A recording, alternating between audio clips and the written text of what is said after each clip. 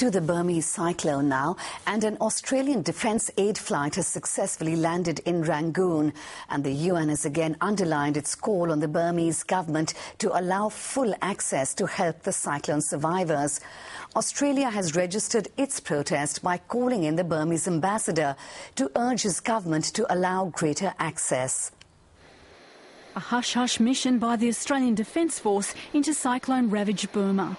A C-17 Globemaster left Richmond Air Base and landed in Rangoon on Operation Nagas Assist, the mission only revealed today. Its cargo, 31 tonnes of emergency relief supplies from Defence and AusAid, including water purification tablets, blankets, tarps and medical supplies. It has been appallingly difficult to get assistance into Burma and, once in, to have any guarantee of its proper distribution.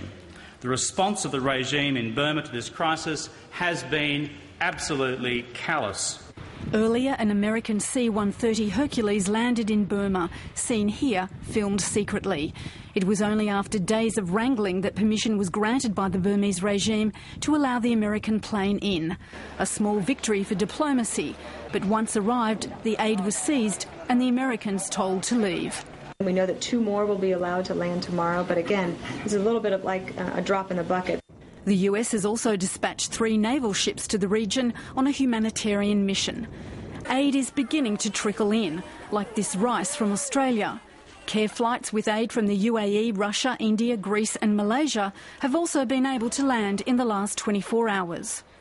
But the United Nations chief says the delays are unacceptably slow and are at a critical point.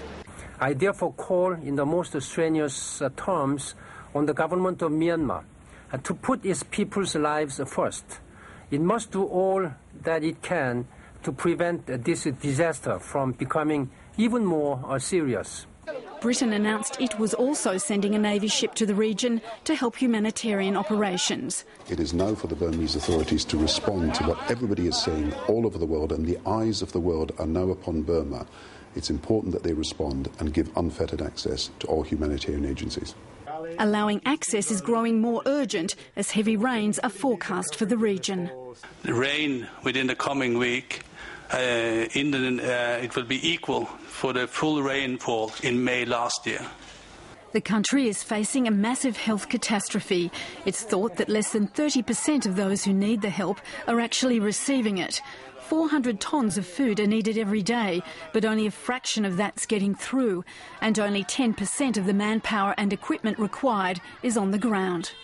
The international community keeps knocking on the door of Burma, offering help. The door is only slightly ajar, but appears to be slowly creaking open.